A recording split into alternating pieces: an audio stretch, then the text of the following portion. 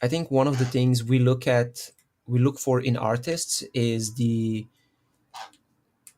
bravery might be a strong word, but or like it's the courage to share something that everybody feels but nobody wants to say.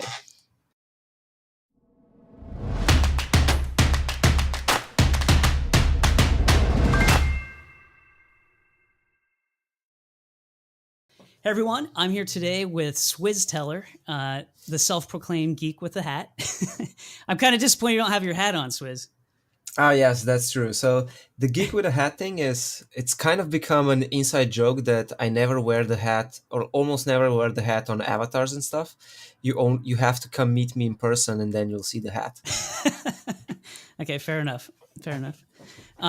So thanks for taking time to talk today. I know you're like an incredibly talented software developer and you're always up to things. So I know Sundays like you also have a great vlog, which I discovered recently.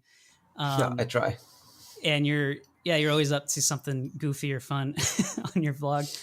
But also the main reason I want to talk to you because when you're not coding, you're also writing about coding, writing about your life.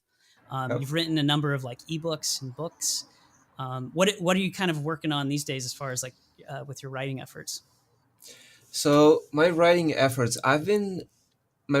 basically I've been having a blog for over 10 years now. From back when blogs were actually the thing to do and everybody had a blog, and then Hmm. social media came and ruined everything a little bit. So I've been doing that for a while, and I've had a couple of self-published books. I've written Why Programmers Work at Night, which I never actually finished. I'm still planning to eventually get back to. And I've Okay. had a couple versions of React for data visualization, or React plus D3, which is a great technical book about building data visualizations with these amazing technologies.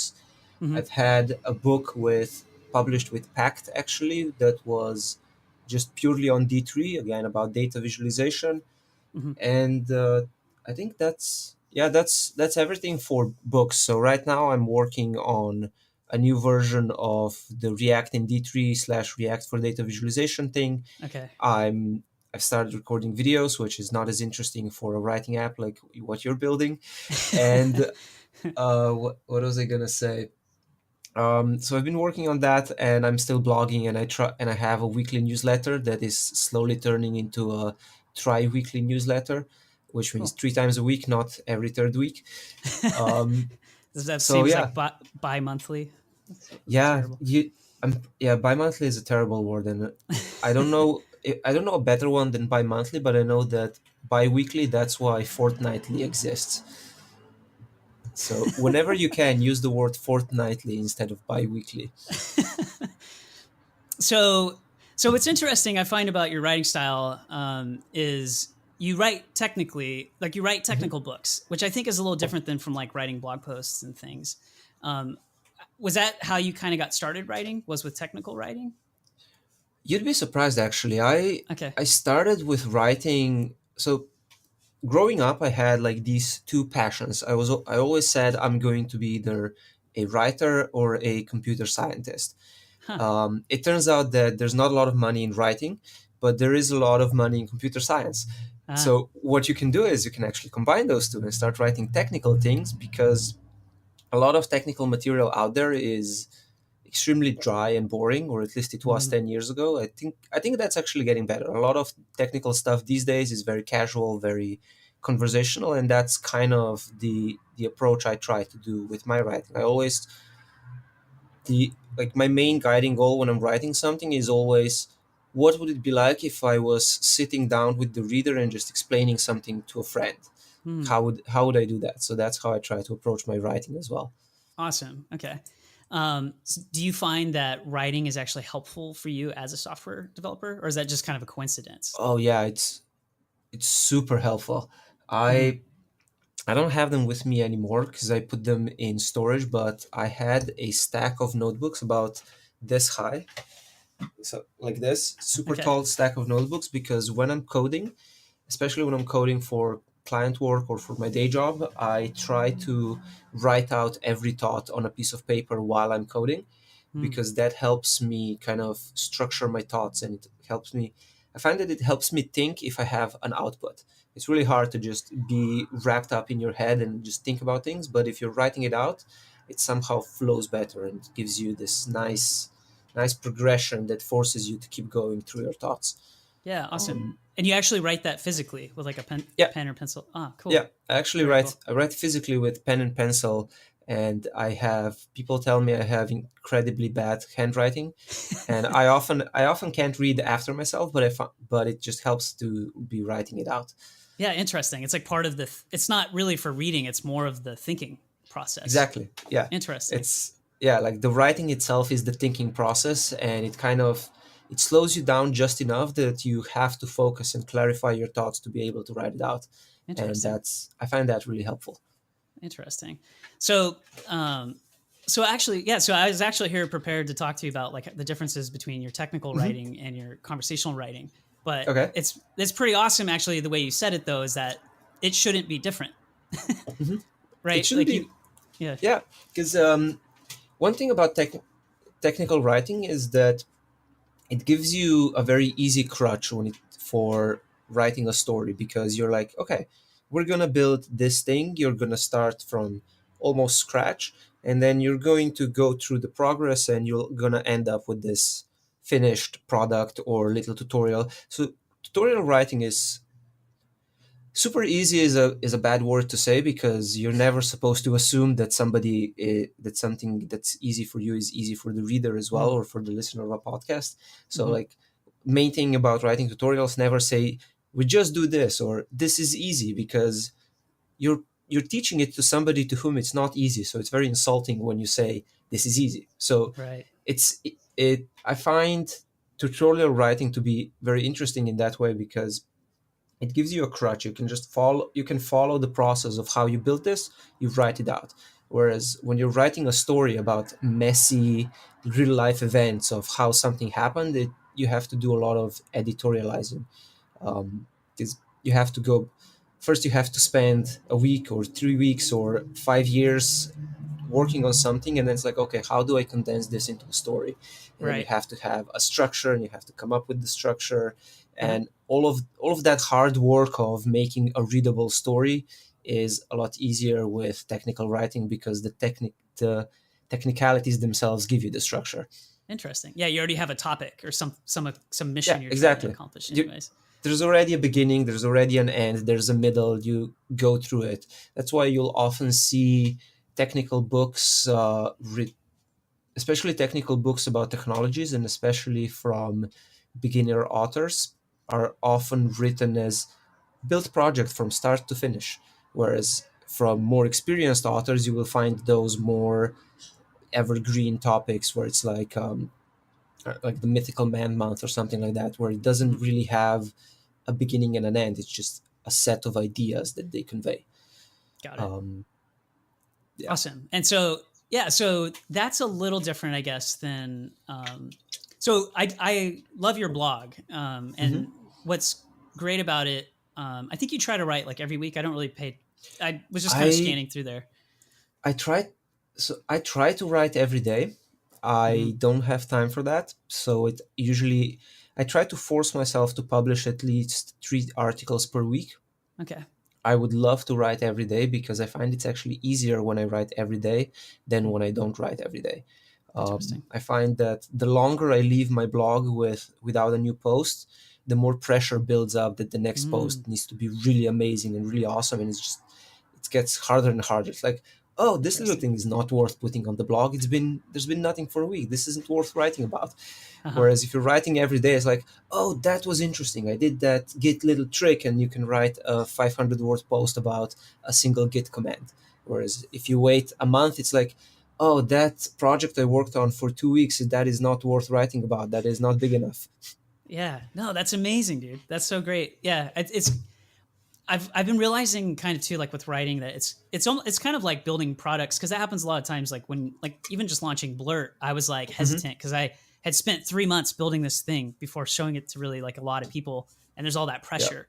Whereas if you just did it incrementally, you're gonna kind of alleviate, and you also keep some momentum, I guess, going. exactly. It's Um, yeah. yeah, like you mentioned, I'm very much a momentum writer. I think I think that's like Stephen King said that he's also a momentum writer. Like he sits down and he bangs out a book every 3 months or something. I think he writes a new book. He's crazy.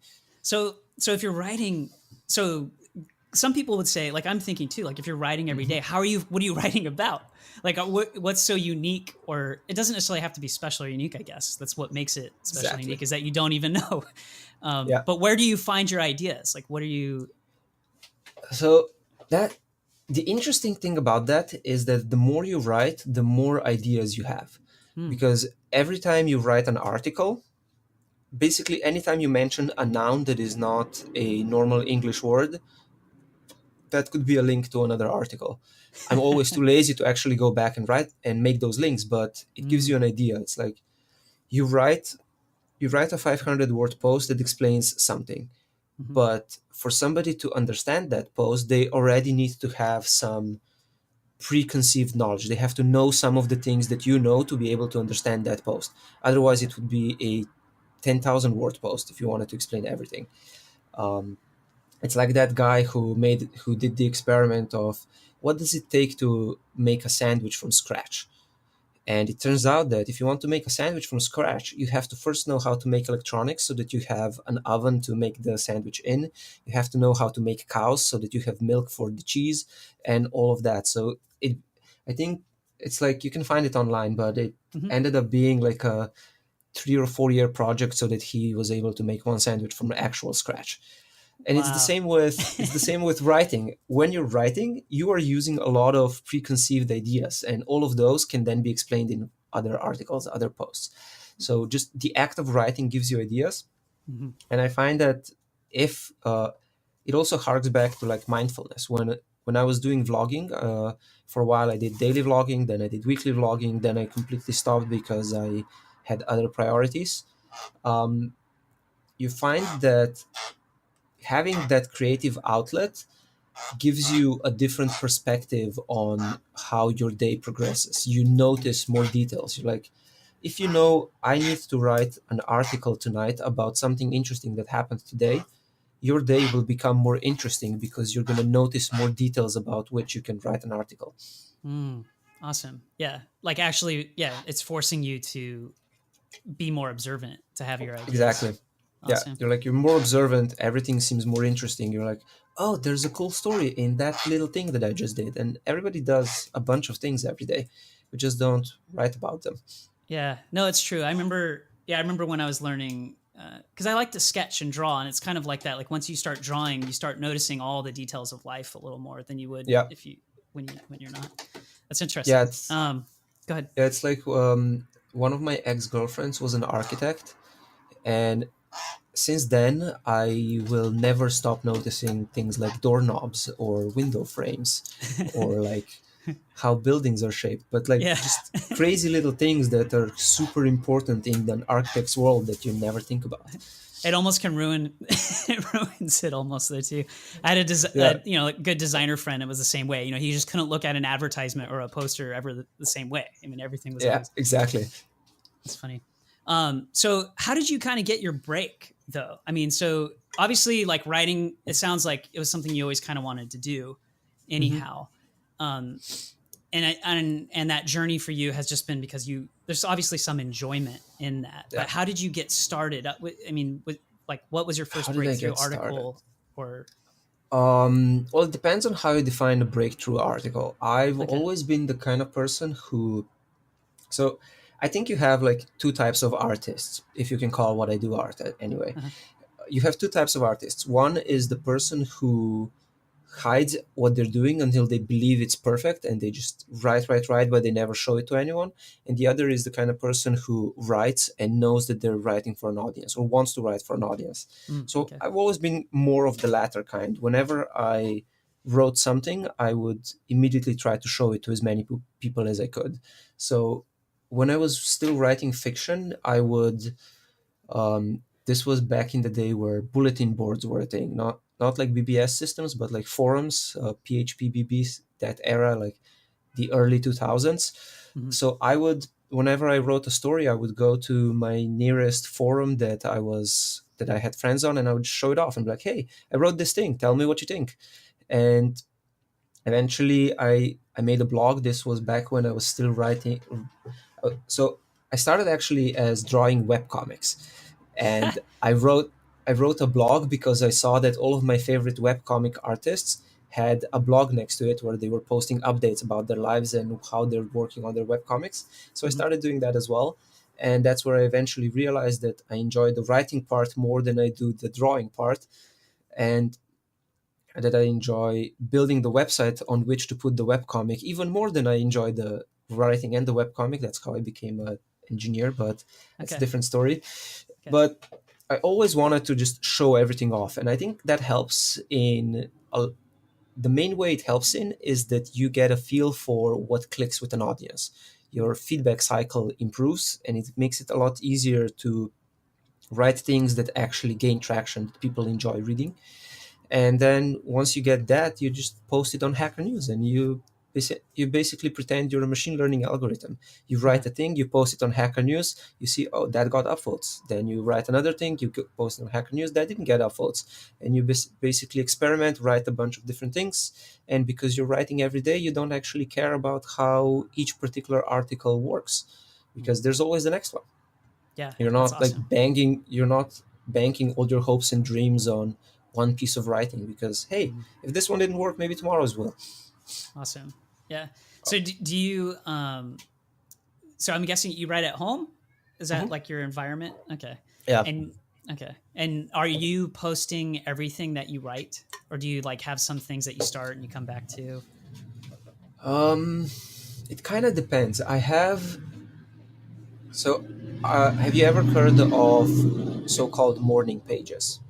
No, I'm not familiar. Morning pages is a concept that I first heard of from, I believe it was Tim Ferriss mentioned it Okay. in one of his things. The idea is that every morning, when you wake up, you're supposed to write by hand 3 to 4 pages of whatever is on your mind. Hmm. I've never done it by hand, but for a really long time, I was very diligent at doing it on a website called 750words.com Yeah. Yeah. by, um, I think the guy now, it's become kind of a dead-ish project. It's still alive, it still works, you can still use it, but it's not getting new features anything anymore because the guy got a job at Facebook, and I can understand why that's better than running a little Yeah. website with 1,000 users. Yeah. Um, but the idea is that every morning you just bang out 750 words on, which turns out to be about 3 pages of handwritten content, and you bang it out on whatever is on your mind. I never post those because they are full of typos. They're terrible, but they're great at clearing my mind and doing a bit of journaling. Mhm. Um, but other than that, when I'm actually working on an article, the only time I wouldn't post it is if it's really terrible and pointless, or if it turns out I wrote it bad in a bad mood. Because I Yeah. find that writing can often be a lot like acting. You have to put yourself in a Mhm. good enough mental state, in a mood, because I feel it comes through in your writing. Mhm. For sure. Um, and then there's some long pieces where I use the Hemingway method of writing a little bit and then stopping before when I still know what the next thing is going to be, coming back next morning, reading what I've wrote, editing it, and then going from there. Got it. And those articles do, in fact, turn out to be a lot better than the articles I bang out in 20 minutes and then rush off to work. Yeah. But not everything uh, can be your next greatest Be like work, that. right? Yeah, like you said, sometimes you just got to get it out there so you don't put too much pressure on yourself. But I have Exactly. noticed, like, I loved Should You Work at a Startup? Hmm. Um, that was Yeah, great, and I know you kind of took some time because I remember you shared it within the Work in Progress group and got some yeah, feedback. So obviously, sometimes when you're onto something yeah. So differently. I've gotten that as well. I think over the years I got kind of I developed a feel for, oh, this is gonna get a lot of traction, or what isn't going to be Hmm. that important. Hmm. And if I think it's going to have a lot of traction, I try to give it a little bit more attention, be a bit more diligent about it, because it does impact how much traction it ends up getting in the end. Right. But then there was your poem you wrote, and the poem I remember Hmm. you were kind of hesitant about putting that out, but then that was really impactful too because it was so quick and fast, Yeah, about yeah. your feelings. So So the the things that end up working best are things that you write from the heart. Mm, So if it's usually if it's hard to write from the perspective of it makes you feel too vulnerable to put out there, which is like my poem was. It was like, mhm, who's gonna care about this? It's just terrible. But those kind of things people love to read, mhm, and because one I think one of the things we look for in artists is the bravery might be a strong word, but or like it's the courage to share something that everybody feels but nobody wants to say. mm. That's great. And I I love think that. that's really important in writing is to again I've been mentioning Hemingway a lot, I think, but one of the coolest things I think he said is there's nothing to writing. You just step up to the typewriter and bleed. Yeah. That it's nothing. There's nothing to it, right? You just bleed, and that's what people look for in, especially in fiction writing or in long prose. That's not just teaching them something technical. Is that human connection of sharing something that everybody feels but doesn't want to share. Yeah. That's awesome. I love that. Um, so do you think writing something everybody should be doing? Is that like you found value in it, but is like do you actually think it's a necessary part for the human mind or something? Well, think about it this way: how many people do you know who don't write? Because we send how many emails per day, how many text messages, how many chat messages. Hmm. If you actually counted up all of those words, I bet most people write at least one novel per year, if not per month. Yeah. And for NaNoWriMo just happened, National Novel Writing Month, which Mhm. basically 50,000 words means you have written a novel. Yeah. So if you go back through your Gmail, I'm sure you can find more than 50,000 words of sent emails.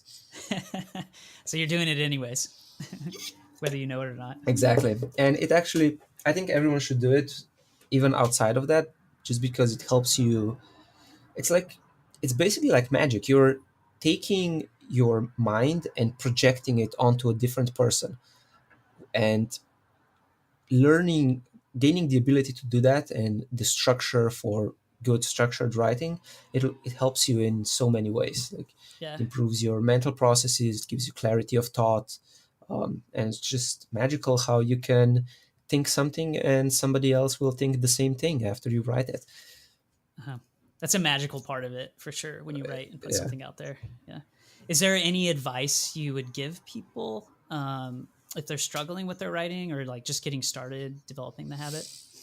Um, so in terms of developing the habit, I think the best approach is to schedule a part of your day, even if it's just 20 minutes or even if it's just 5 minutes. Sit down and start and just write for as long as you can muster. Don't Mm. really worry about what you're writing about or whether it's interesting, and publish it just to see what happens, because you never know. It might work, it might not. And you if you really want to get into writing and you want to do make it into a career, the look up Ira Glass under look Google for Ira Glass Zen pencils, and that is the best comic you can have on the topic, Okay. because he explains that you just need a volume of work to go from beginner to somebody who is able to do stuff. Um, I was actually just reading an anecdote about Terry Pratchett recently. By the time he published the first Discworld book, which everyone says don't start with that one because it's kind of crappy, Yeah. he had been writing for 18 years professionally, where he was forced to publish every day or Yeah. he would not get his paycheck. Um, so that sounds daunting, I know, but it's important to realize that in the beginning your taste is better than your skills, so you just have to go over enough practice to for your skills to catch up to your taste. Yeah. Yeah. No, that's great advice. Appreciate you sharing all this knowledge you got and experience, man. It's great. Try. Um, yeah. I mean, it goes by quick. I told you. It does. We're kind of out of time here. I appreciate you taking time. I know you. I appreciate you trying out Blurt over the days. You're always dumping stuff in there just to see how it works. And Yeah, um, I think it's a great, it has a lot of potential. I'm hopeful. I'm still. I one thing I'm kind of working on right now is like habits, like helping people with getting Hmm. started and like maintaining that. Like having a visual tracker for that. I think you might be interested in that a little bit too. But I definitely need to get your markdown support for you in there. Yeah, Um, that was fun try. but in the meantime, if you're a software developer who's not familiar with Swiz, definitely head over to his website. He's at Swizec. That's SWIZEC.com. And you can find him on Twitter. He's always tweeting good stuff, and has like a hilariously awesome. If you're in the tech space, you're a software developer, you will enjoy what he's doing because he's just very on the surface about life and all the struggles and what it's like being a modern software developer. It's great. So thanks again, man. Appreciate you chatting here with us for a little bit, and look forward to seeing what comes out of you next. Yeah, thanks for having me, and I'm happy to see where this podcast goes, and I'm really excited to try out Blurt some more. Awesome. We'll stay in touch. Yeah. All right. Take care.